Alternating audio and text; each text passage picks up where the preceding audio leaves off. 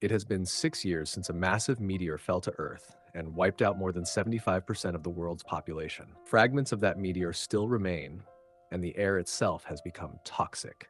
Radioactive radiation, earthquakes, and electromagnetic storms have become part of everyday life. Humanity had no choice but to retreat underground and live inside tunnels and shelters. We are introduced to John, who lives with his family in an underground settlement called Greenland. He works as an engineer there, but he also regularly goes outside wearing protective gear. He leaves the bunker to monitor the condition of the outside world. One day, he notices that volcanic activity has been increasing rapidly. He travels toward the coast, where he discovers a destroyed ship.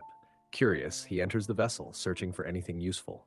Inside, he finds equipment that could still be valuable, but he also discovers the dead bodies of the entire crew.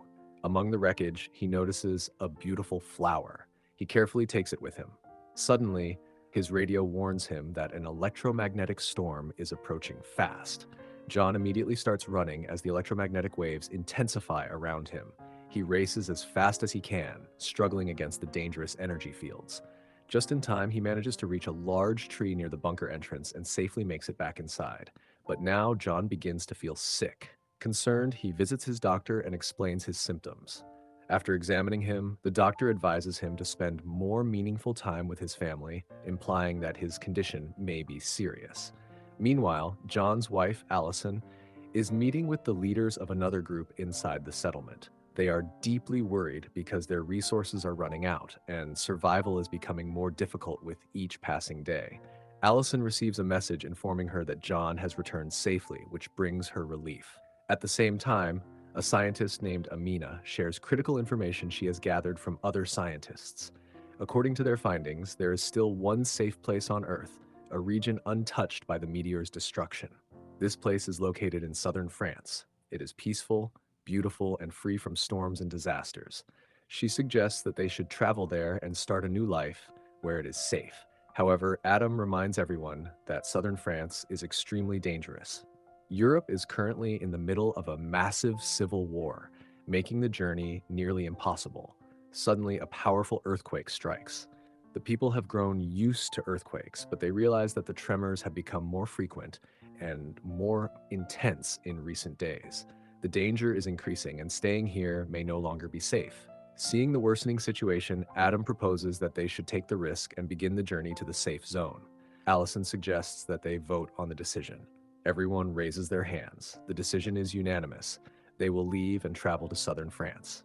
Meanwhile, John is busy repairing tunnel systems. His young son, Nathan, approaches Allison and reminds her how much his father means to him. Later during dinner, John gives Allison the beautiful flower he found on the ship.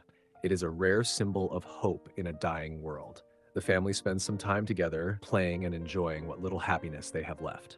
Nathan eventually goes to his room to be alone. Suddenly, cracks begin forming on the walls of the bunker. Emergency alarms go off. Some civilians are ordered to evacuate. Then, without warning, a massive earthquake hits the bunker. Communication with other groups is completely lost. Realizing the severity of the disaster, everyone understands that they must escape immediately. John jumps into action, helping others and searching desperately for his wife, Allison. He finds her, and together they begin searching for their son. They quickly put a protective mask on Nathan, as breathing outside could be deadly. They run toward the exit. When John reaches the main tunnel, he sees crowds of terrified survivors trying to escape. He quickly guides his family toward the eastern tunnel. Parts of the tunnel begin collapsing behind them. Rocks fall, and the structure starts breaking apart. They crawl forward desperately. Finally, they manage to reach the exit. They emerge outside, joining many other survivors who also escaped. Everyone runs toward the shore, where several boats are still intact. Some survivors manage to board the boats, while others fall into the water in the chaos. People struggle to help each other, sharing oxygen masks and trying to survive. John, his family, and a small group of survivors manage to get onto one of the boats. The captain announces that the boat is full.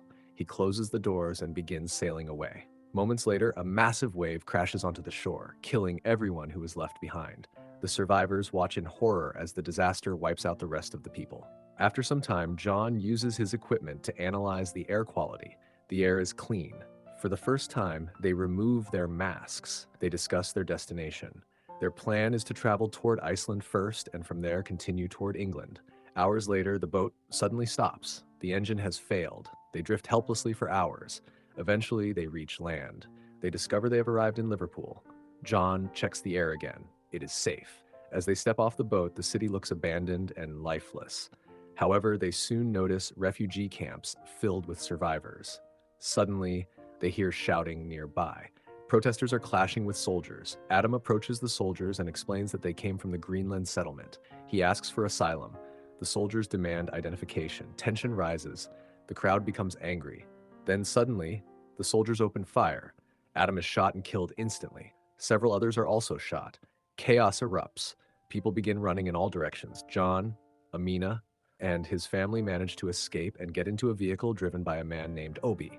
They beg him to take them to London. He agrees, but only if they pay him. They give him the money. He begins driving fast, trying to escape the approaching storm. After several hours of driving, Obi stops the car in the middle of a forest so everyone can rest. While they sit together, Obi shares his story. He tells them he came from Nigeria 20 years ago, long before the world collapsed. John asks him if he knows anything about southern France, the safe zone they are trying to reach. Obi's expression turns serious. He tells them the truth. That area is extremely dangerous. Armed conflicts are happening constantly there, and many people are fighting for control. Suddenly, without warning, powerful debris begins flying toward them. Everyone grabs onto nearby trees to avoid being thrown away by the violent winds. The storm is incredibly strong. Obi runs toward his car, trying to secure it. But before he can reach safety, massive debris crashes into him. The impact destroys both Obi and the car instantly. He dies right there. The group stands in shock. After the storm passes, Amina and the others collect whatever useful supplies they can from the destroyed vehicle. With no other choice, they continue their journey on foot. Eventually, they arrive in London. They approach a massive building with a heavily secured entrance. When the door opens, a woman appears holding a gun. At first, she is cautious, but then she recognizes them. They were old friends. She allows them inside. She explains that the building is a care home, now being used as a shelter for elderly survivors. For the first time in a long time, the group finally gets a chance to rest. They eat a proper meal and regain some strength. However, the woman warns them that London is no longer safe. Meanwhile, Allison notices something alarming. John is coughing heavily. His condition is getting worse. John reveals the truth. The doctor had already told him that his illness was fatal.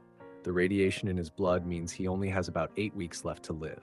Allison is devastated, but John remains calm. He accepts his fate. His only goal now is to make sure his family reaches the safe zone before he dies. The next morning, the woman gives them a car and a gun so they can defend themselves. They thank her and continue their journey. After several hours, they reach a deserted wilderness area. Suddenly, a sniper fires at them. Bullets hit nearby men hiding in the area. John immediately takes cover and begins fighting back. He fires his gun to protect his family, but soon his ammunition runs out. Seeing this, Allison grabs another gun and shoots the attackers herself, protecting her husband. The attackers are eliminated. The family survives.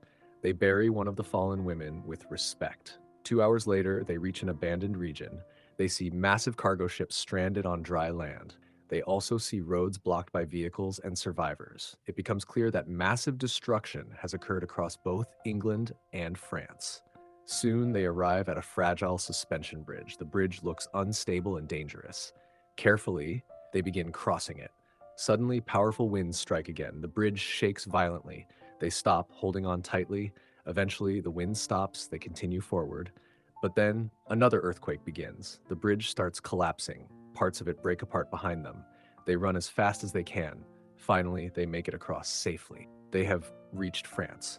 However, their journey is far from over. As they continue walking, a man suddenly stops them at gunpoint. At first, he suspects they are thieves. But after realizing they are just a family trying to survive, he decides to help them. He takes them to his home. His name is Dinius. He lives in an old industrial building with his daughter, Camila, and his disabled wife. While eating dinner together, Dinius learns about their mission to reach the safe zone. He warns them. The path ahead is extremely dangerous. Only 2 cities remain, and most of the region is controlled by the French military. Camila shows Nathan her room and the items her father collected from abandoned buildings.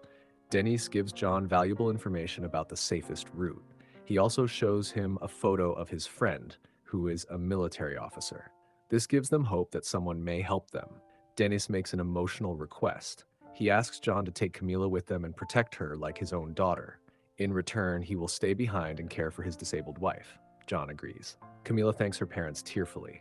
After driving for several hours, the group stops to rest. John tries to lift everyone's spirits by playing a small game. But suddenly, military vehicles appear. Soldiers surround them. Camila tells them her father's military connection. The soldiers believe her. They agree to help and escort them forward. They drive through an active war zone. Explosions are happening everywhere. Rebel forces and soldiers are fighting violently. The group passes through military camps and crosses into safer territory. By morning, they reach a military settlement. Camila realizes that only one mountain remains between them and the safe zone. However, they discover that the soldier helping them has been killed. Despite this, others decide to help the family continue. They place them on a bus heading toward the safe zone, but suddenly, enemy forces attack. The bus is stopped. Soldiers force everyone out. Gunfire erupts. John fights back bravely. He kills one of the attackers, but he is shot in the process. He is fatally wounded. Despite his injury, Allison continues driving the vehicle. She pushes forward with everything she has. Finally, they reach the mountain. Beyond it lies the safe zone. It is beautiful, peaceful, untouched by disasters. No volcanoes, no storms, no death. This place is real. John looks at his family one last time. He thanks them, he smiles, and then he dies. He sacrificed himself to save his family. His mission is complete. His family is safe. This is where the story ends. Thank you for watching. Stay tuned for more.